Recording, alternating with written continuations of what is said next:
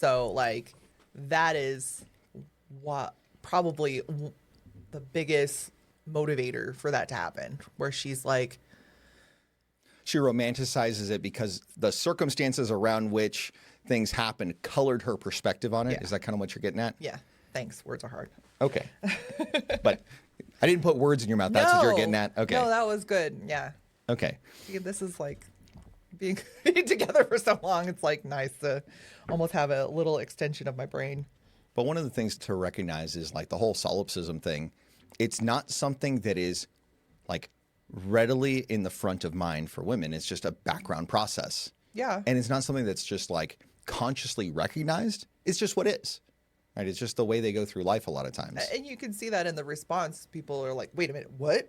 And then you give a little bit of like pragmatic example and it's like, oh, well, I guess. Sure. And a lot of times, like sometimes it just sits in the background until it's needed, right? A lot of times it's just when something traumatic happens, that's when you see it come out. Yeah. Especially if, generally speaking, a woman is in a more secure frame of mind, a more secure lifestyle, a more secure relationship. The need for solipsism kind of goes away because reality is just generally a more comfortable thing for her. It's like Maslow's pyramid. You can self-actualize better. Right. And I think it's interesting. Like earlier today, coming home from the gym, I saw a woman was holding onto a door to let her kids in. And she was just like looking at the phone and she just, you know, holding it there. All the kids have gone in and her husband was just kind of looking at her and then was like, tapped her on the back of the waist and was like, hey, you need to go. And then she's like, oh, right. And then she wandered on in. It just reminded me like that's kind of a thing, right? Is when a dude is watching out for your best interest, it's a lot easier to just not have to worry about the things going on like around you too. All of these stories about like, you know, these moms are like, watch your kids. There was this creepy guy who was following us in the store and then he came out with it. I was like, oh my gosh. And they have to worry about that. They have to look every which way. They couldn't do that. Like, I just thought it was funny. Now that we talked about war brides and solipsism and a lot of these other mechanisms that come into play, we're going to go ahead and get into the pluralistic mating strategy. So this is kind of like the idea where women are attracted to different things for short-term relationships and are attracted to different things in long-term relationships. oh, okay. So we got a study by Gangston and Simpson where they took women that are in various parts of their cycle and talked to them about different traits in men and to provide an order ranking of priority to them about what they wanted in their mate. I'll go ahead and give you a list of the different qualities, and then we'll go ahead and sort them out between the results. All right. There's warmth, arrogance, good dad qualities, confrontational behavior, muscularity, financial success, faithfulness, intelligence, physical attractiveness, and social presence.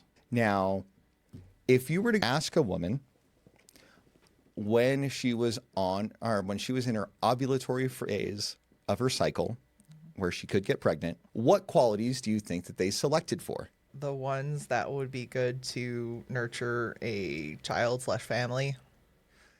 That's interesting. It turns out that wasn't the case. Well, it's not fair to ask me. Right. But I'm just asking you, what do you think is the case? So among the women that were in their ovulatory phase, here are the things they picked for: faithfulness, physical attractiveness, social presence, arrogance, muscularity, and confrontational behavior. So who they want to do. Yes. Okay. Right? Who they Fair. want to be impregnated by. Yeah. There you go. And then when they were not in their ovulatory cycle, or when they were in infertile parts of their cycle, they selected for warmth, intelligence, good dad traits, financial success, and faithfulness. Okay.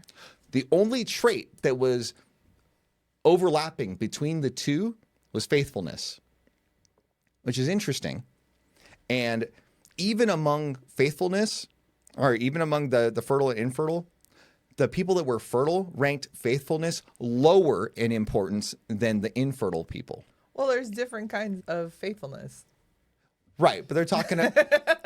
It was a broad There are term. two different kinds of that. You're right, but the thing is, the point is, even though both sides wanted it and had prioritized it high relative to other traits, even in that preference, there was a substantially lower preference for that faithfulness among women that were in their fertile period than women that were not in their fertile period, which goes to show, and what the study had concluded Who you want to was be with and who you want to do are two different things. they can be different things depending on what the person possesses, right? Because not every woman has the fortune to have a guy that she both wants to be with and wants to bang on a regular basis, right? Yeah. It's just a reality of life. Hello, book talk.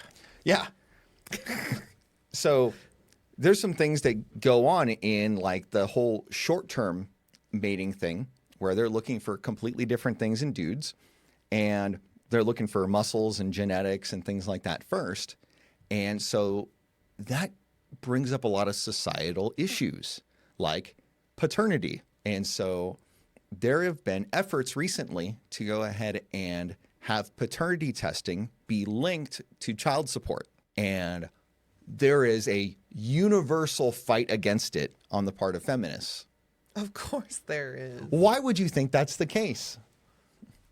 Because they want the one guy that they want to actually play house with to be the dad financially, and the actual father is a different person. Sure. So I think that's really interesting. You would think that, oh, hey, yeah, that makes sense. We want to go ahead and make sure that that's the case. But the resistance is coming to kind of cover up the fact that this kind of thing happens on a regular basis. I've got some statistics on that. It turns out that when the paternity is not in question, only about 1.7% of the time is it discovered that the man is not the father that believes he is the father. And they only find that out due to genetic testing to see if there's going to be any problems. So it's relatively rare that it is found out amongst all these people that have no question that who the dad is. Now, when there is a question about who the dad is, according to the data that I saw in these studies, 58% of the time when the paternity is in question, the man who they say is the father is not the father. The one that was intended to be the father. Well, the one that's the financial guy is not the father, and it's somebody else that's the father, right? And a lot of times there's, cases where infidelity is suspected or confirmed that it's the case that he actually isn't the father, which shouldn't be surprising that this is the case, that, hey, look, if you think that she's cheating or that you know that she's cheating, chances are that kid isn't yours. If you're not getting the action and there's a kid there, you can make a logical assessment that ain't yours. Oh, but she definitely we did it that one time and she got pregnant. I wonder why. Yeah, but you were her sloppy seconds. So that one time. So that one time when she already knew that she was probably knocked up. She knew she could put you on the birth certificate. There it is. Ouch.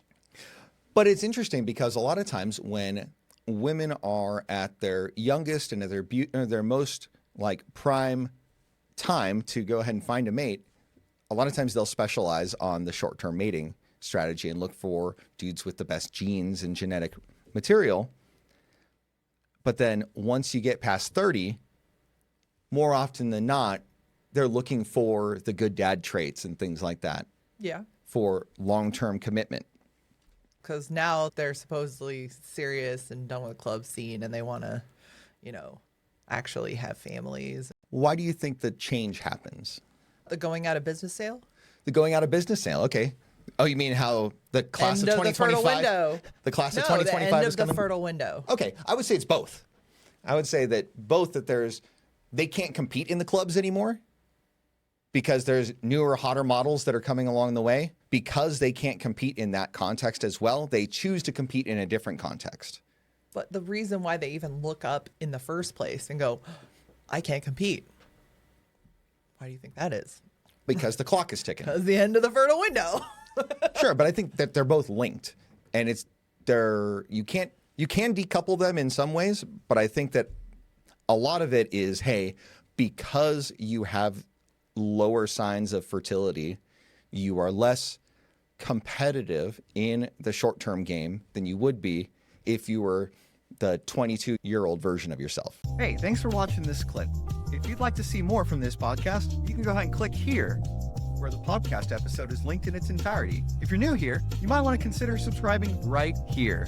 Thanks so much. Make it a great day.